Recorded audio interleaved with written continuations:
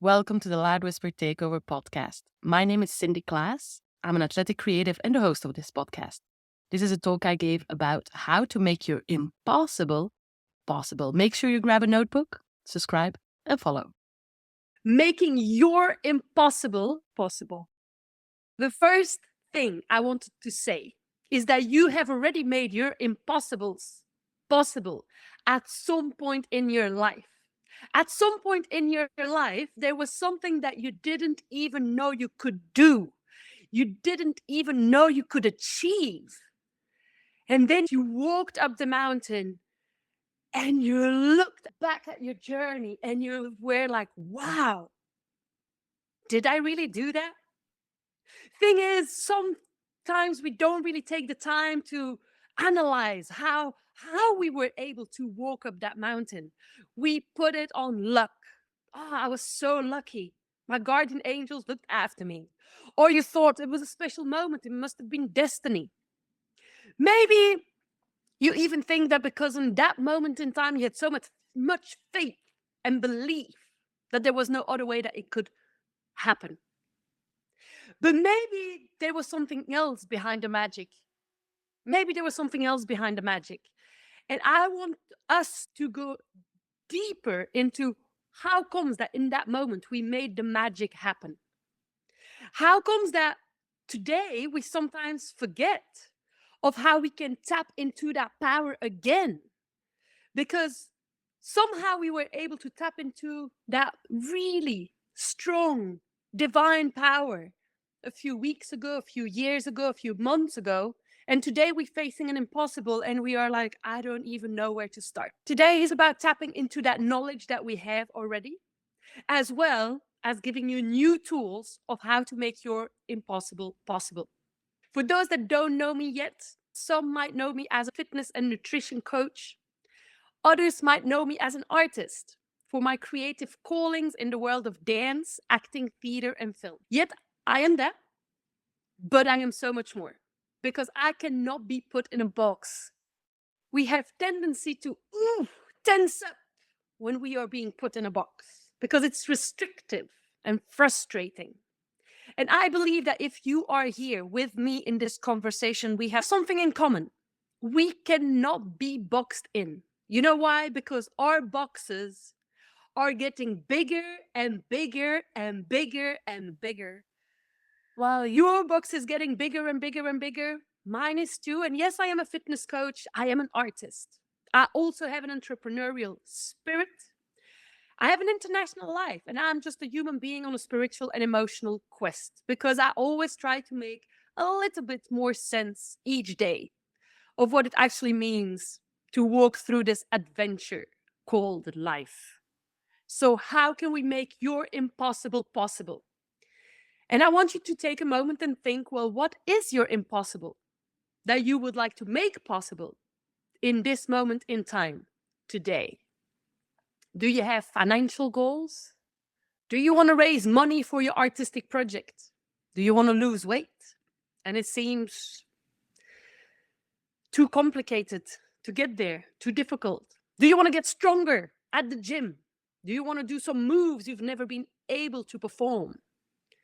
Do you want to implement a new habit you tried already 1,000 times and it feels like you're going to be failing at it forever? Do you want to create the next show? Do you want to take the first step towards a bigger vision? Or maybe you want to take a small step towards a small but really important dream. What is the impossible that you want to make possible? Keep that in mind while we are having this conversation. You and me, we've already made impossibles possible in our lives, but we fail to see what really made it happen. Often we are just too busy to go to the next goal. You know, when we achieve something, it's just like, okay, next project, next thing, next vision, and here we go. We take it as luck and we forget to pat ourselves on the back. We also forget to see what the real life lesson was.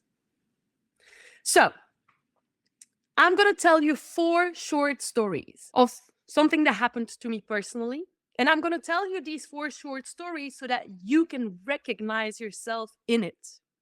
Because in stories, there is something universal. There is something that we can share in common.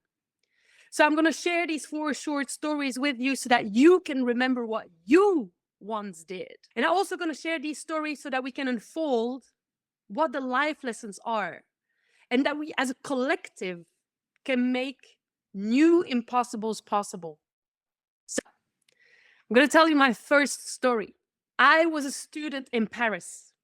I was studying as an adult at a really big, famous physical theater school in Paris. My budget and my money was quite limited. I had taken a lot of financial risks to move to Paris to pay for a private school, which I had been able to pay through some crowdfunding. A lot of people supported me on that journey. And I had found an apartment. I was very lucky. I had a room in an apartment. I had an agreement with the landlord that the third room in the flat was going to be an Airbnb. And every time I would give the keys to the Airbnb guest, I would have a little chunk of my rent that would be cut off. So my rent was getting cheaper and cheaper the more I gave out some keys and the more I changed some bed sheets in that room. So I was very happy. I just had a simple arrangement with the landlord.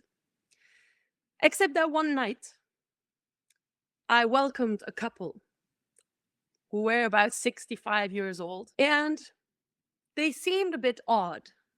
They seemed a bit tense. But you know, some people complain, some people carry a darker energy. Maybe they had a bad flight, maybe they had a bad day. Yet that night when I went to bed, and my other flatmate went to bed as well, there was some noise coming from that third room. And in that third room, the man started to scream. In that third room, we heard some noises of a woman being battered, of a woman being slapped hard by her husband. I felt frozen and I was terrified. First of all, because I have seen this scenario many times when I grew up as a young person, and I just didn't know what to do other than locking my room and praying and texting my other flatmate, who was also terrified. She locked herself up in the room, and us as 2 women living in that flat that night, we didn't sleep. Yes, after half an hour, the noise stopped. The argument and the physical abuse of the husband against his wife stopped, but I felt disgusted, scared. I didn't feel home anymore. The next morning, the first thing I do is I text my landlord and I say, I need you to call Airbnb and kick these people out. We don't feel safe. We feel disgusted. They have no integrity and we don't want them in our apartment. Because that couple was going to stay for 10 days. My landlord texted back and said, Cindy, I'm on holiday. Figure it out. I'm on holiday. So you are actually disturbing my holiday. I felt paralyzed. All of a sudden, not only was I disgusted by the actions of that man, I was also disgusted by the reaction of my landlord. 2 women were living in her apartment, were not safe, and she refused to make a complaint to Airbnb to kick those people out. I felt used by her. I didn't feel home anymore. So I sat down and I breathed in, and I thought, I want out. I have 3 months left in Paris as a student. My money and my budget is extremely restricted, but I want out. I don't want to live in a flat where I'm being used. The next day, I stood up against that man. That will be the story for another time. I had to take in all my courage to confront a man, a 65-year-old man that had never been confronted about these kind of actions. And I told him that if he didn't obey by the rules of this house, he should take a hotel where he can do whatever he wanted, but I heard him and that I will not accept that kind of behavior. Once I dealt with that man, I sat down again. I breathed in and I was like, I want out. I need a new flat. I texted a few people and everybody told me the same thing. Cindy, you have 3 more months in Paris. Nobody finds a flat like that in Paris. Paris is known for being a very difficult market to find a room, especially when you don't even have the money for a deposit. Nobody finds a room quickly, for cheap, and with no deposit. And on top of it, I needed to be close to the school. I couldn't be living 2 hours away from the center. Everybody told me this was impossible. I sat down again. I took a deep breath. And I was like, I'm going to find this room. What is in my control right now to find a room? I can pack my bags. So I packed my bags and my suitcases were ready. Within 2 hours, everything was there, packed up. And I sat down and I told the universe, I'm ready. I need accommodation for 3 months, my last 3 months in Paris. I needed to be cheap. I needed to be close to the school. I needed to be without a landlord asking me for a deposit. All of a sudden, the friend of a friend text me and say, I know somebody. A woman that was a part of one of my meditation groups that I attended had actually bought a flat in Paris recently.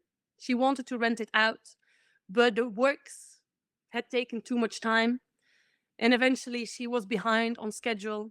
The apartment was ready, but not yet fully furnished, and it would still take a bit of time before she could properly rent it out. When I exposed my problem and my needs to have a room for a few months, for her, it was the perfect deal. Somebody that was okay to live in a flat that was not yet fully furnished at a reduced rate without a deposit was perfect, because within 3 months' time, her flat would be fully furnished and ready to be rented at the highest prices that they ask in Paris. This impossible, I made it possible within 24 hours. Now, I want to ask you, do you think I was manifesting it? Is that what we call manifestation? Was I packing my bag like a vision board? Was I praying? And did I have faith in the universe? Was it luck? Maybe I did manifest it. Maybe it was faith. Maybe there was a part of luck. Yet there was something more. And here was the life lesson, is I didn't buy into a narrative. I didn't buy into the narrative of I can't. I didn't buy into the narrative of this is impossible. I bought into a narrative that I created, which was I can. And there is always a how. There is always a way. You just have to find it. So me packing my bags was just physicalizing a thought. The thought of it is possible to find a flat for 3 months without a deposit at a cheap rate close to my school. This thought, I made it tangible in some way, shape, or form. Because from thought, we need to make it a reality in the 3D world. And my tool to make it a reality was to pack my bags. I physicalized a thought. And when you have a thought that you put into motion, motion is an action. And every action brings a reaction. And what came back was a flat. So I want to encourage you to write this down. When you have a thought, how can you put it into motion, into a tangible reality in this 3D world, so that this motion creates an action that will create a reaction and that will come back to you in some way, shape, or form. Then there is my second story, again related to my experience in Paris. I am studying at the Jacques Lecoq International Theatre School in Paris. Now, I remind you, I paid for my studies by doing a crowdfunding campaign. It was insane to live this dream, supported by a worldwide community. And really, when I threw myself in that challenge, I just thought of doing 1 year of studies. But while I was going through the course, the desire to do the second year started to emerge.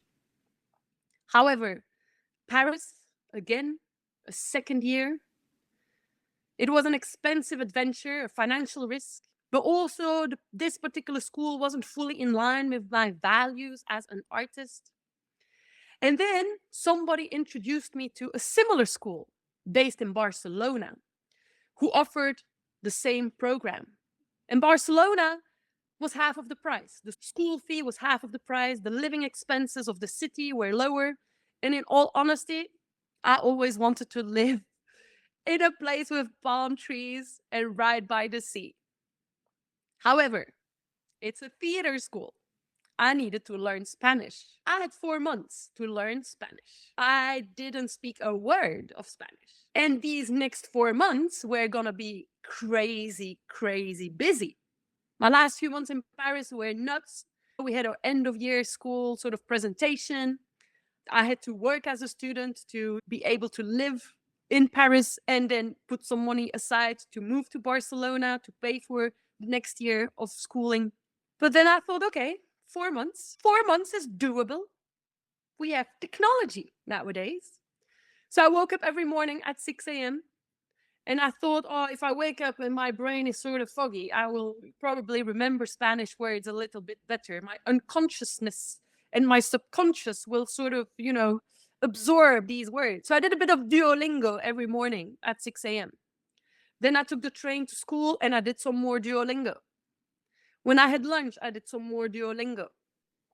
And on a Saturday night, when I was falling asleep because I was so exhausted in the sofa, I put Netflix on, and the only Netflix series I was allowed to watch were Spanish speaking movies and series. So I did that for 4 months.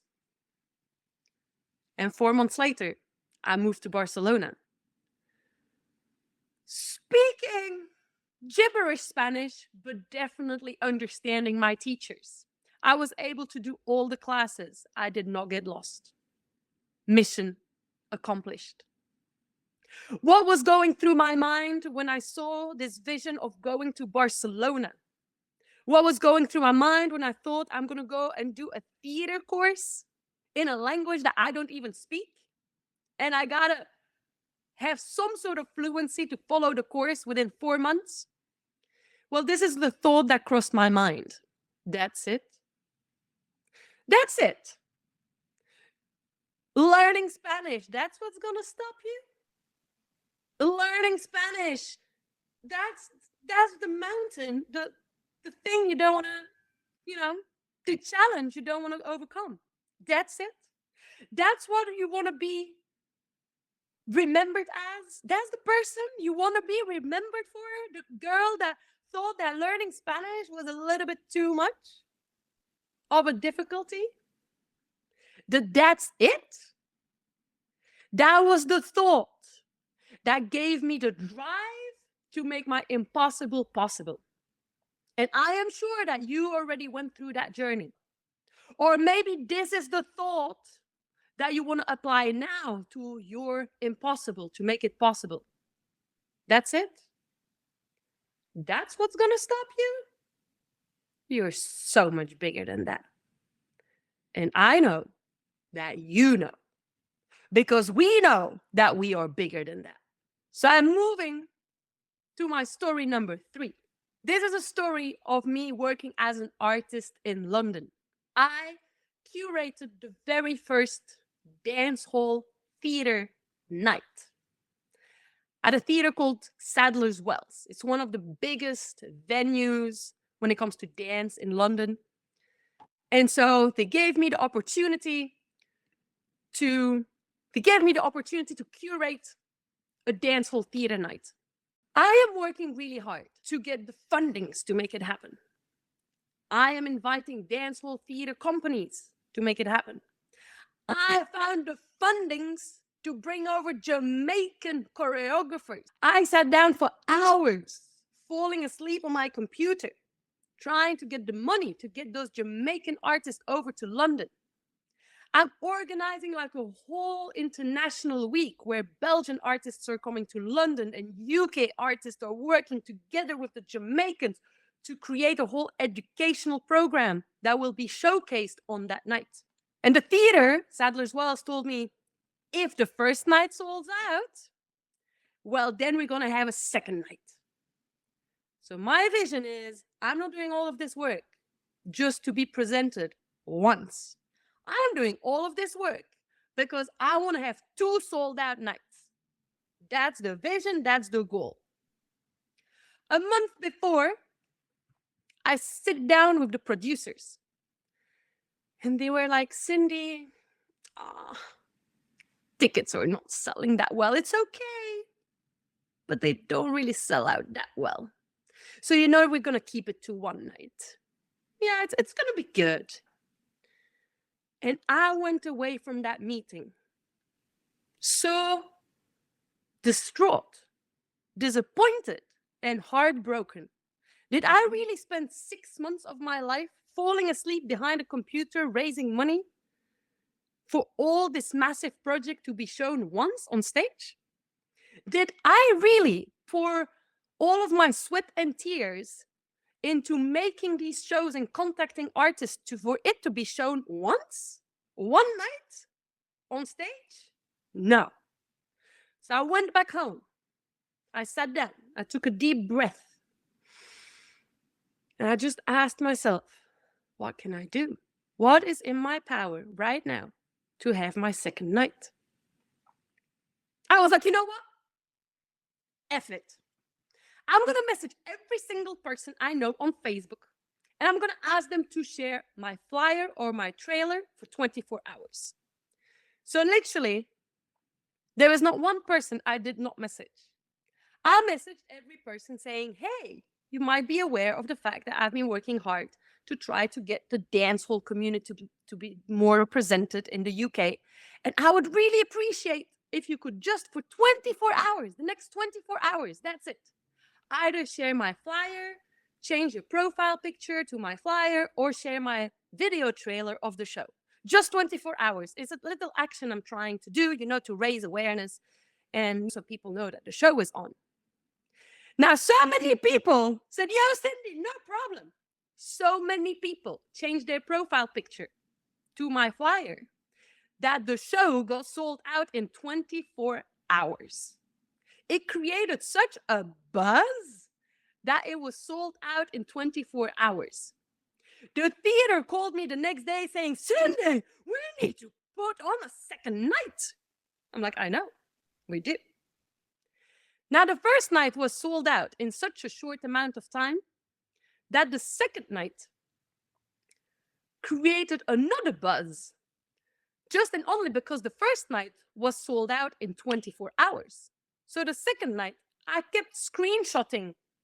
The seats, whenever they got sold, I kept screenshotting. I was like, oh, only that amount of seats left for the second night. Oh, only that amount of seats left for the second night. Only that amount of seats left for the second night. The second nights got sold out in 48 hours. There was no ticket left 1 month before our performance. So what crossed my mind to make this impossible possible? The producers, were buying into a thought, a mindset, a narrative of, oh, well, we did well. I refuse to buy into this mindset of, oh, well, I did well. I bought into the mindset of, hold on a second, let's rewind, change gear, and move fast forward, please.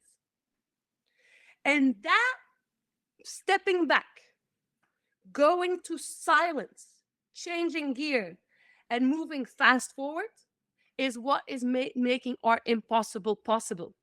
I am sure you have already lived that moment in your life. And if not, go to your impossible you want to make possible now. What is the step back that you can take now? One step back. And it's in the moments of silence when you take that step back that you will find how you can change gear and move fast forward. So let's go to story number 4. Story number 4 is related to my body transformation. About 3 years ago, I had lost control over my body. I am a dancer and an actress. And not only did I have the social pressure of becoming and being an overweight person, I also had the professional pressure of my industry of not fitting the standard. or the employable version of a dancer. So I became more and more desperate. All my weight was going in the wrong direction, and I didn't even know why. That was the most disempowering thing. It's not that I was going to McDonald's or that I was drinking Coca-Cola. I drink water every day. That's the only thing I drink. I ate healthily. I was a vegetarian. I didn't know what was happening. The doctors couldn't answer. I tried everything under the sun. So I knew I was going towards 100 kilos. And 100 kilos for my height and my stature is huge. And it was not a matter of if anymore, it was a matter of when. When am I going to be 100 kilos? Because it's coming. And the worst is that it's coming, you don't even know.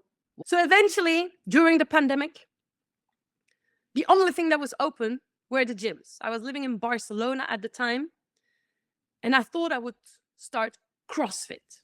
It's like a very military style of training, and I thought that's it.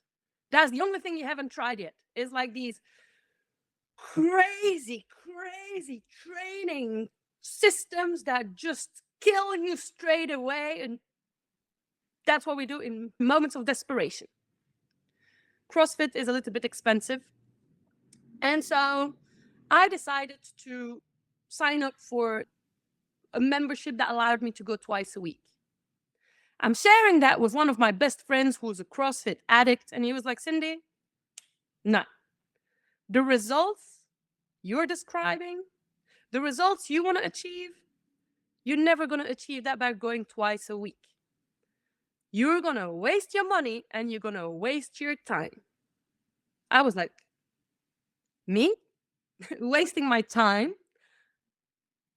I'm not a woman that wastes her time, okay? What are you telling me to do? I need to have an unlimited membership? Okay, that's it. I'm going to sign up for an unlimited membership. Let's see what's happening. So I go to CrossFit about 5 times a week. I'm sweating.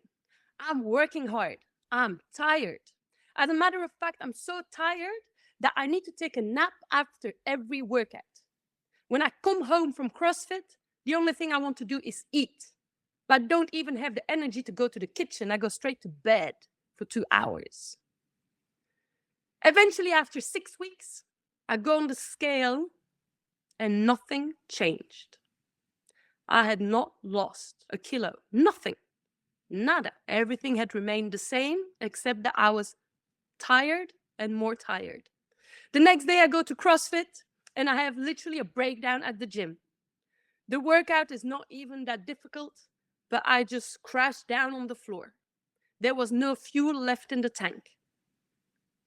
After a big talk with my trainer, I start to really look at my diet, and I discovered real scientific principles of weight loss. And not just weight loss, but also a strategy of maintaining my weight by counting macros, thanks to my trainer. So I start to apply that. I start counting my macros. I start to become aware of the quantities of protein I need. And bit by bit, I start losing weight. It's happening. For 10 years, I was looking for a system. For 10 years, I was looking for a diet that would work. At CrossFit, I was still last. I didn't need a nap anymore. That was better. I could go home and live a normal life. But I was still last. When people were running, I was behind everyone. And when I would arrive like 5 minutes later, when we had, any sort of workout that we needed to finish in 10 minutes, I would finish it in 18 minutes. I had to sort of take my ego in. I was ashamed to say that I was a dancer, but I still went. And it didn't matter if I got there last. Because you know what? I got there at least. Most people give up during the race. Doesn't matter that I got there last, I got there at least. Most people give up along the race, but I lost 13 kilos in 5 months. Only 5 months. Yes, I needed 2 years to lose 22. But it doesn't matter that I got there last, because I got there at least. One thing that is important to remember. When I lost these 13 kilos in 5 months, 5 months is nothing. And I didn't want to lose 13 kilos. I wanted to lose 20 more, which is where I'm at now. But sometimes we don't even realize that our impossible has already been deactivated. And it's already leaving space for the possible. Once I lost those 13 kilos, yes, I was not at my end goal yet, but my impossible had been deactivated. I had stepped into the room and the space and the energetic field of this is becoming a possibility. Me losing weight is a possibility. Me getting strong is a possibility. Me feeling healthy is a possibility. But if you can't see the small wins along the way, you're missing out on that feeling of achievement. If I had not celebrated my small win of 13 kilos lost in 5 months, I would not have even seen how much I had already achieved. Because this achievement is giving you the fuel for what's coming next. And once you tap into that power, you become unstoppable. So here are the lessons for your impossible made possible. First of all, you've already walked that path. I want you to go and sit down and try and dive deeper into how you made your impossibles possible. Because you have probably put it on, oh, that was luck. You've probably not even taken the time to analyze it because you already went to the next goal. Sometimes we hear the life lesson, the drive, the thing that gives us that oomph to make the impossible possible. We hear it as a whisper. And sometimes we hear it as a loud calling. Either way, we got to learn to stop, breathe in, and listen. Number 2, I want you to think about which narrative you're buying into. Are you buying into the, nah, man, I can't? Or do you decide to buy into a narrative that you are setting up, into a mantra that you are writing for your own life? Number 3, that's it? That's what's going to stop you? You're so much bigger than that. Number 4, never live by the, oh, well, we're doing well. Live by the, hold on a second. Take one step back. Breathe in, remain in silence, change gear, and move forward, please. Fast forward. Number 5, did your impossible already deactivate itself? Did something already happen in the world of possible? Did you forget to celebrate the small win? Number 6, it doesn't matter if you get there last, because I know you're going to get there at least.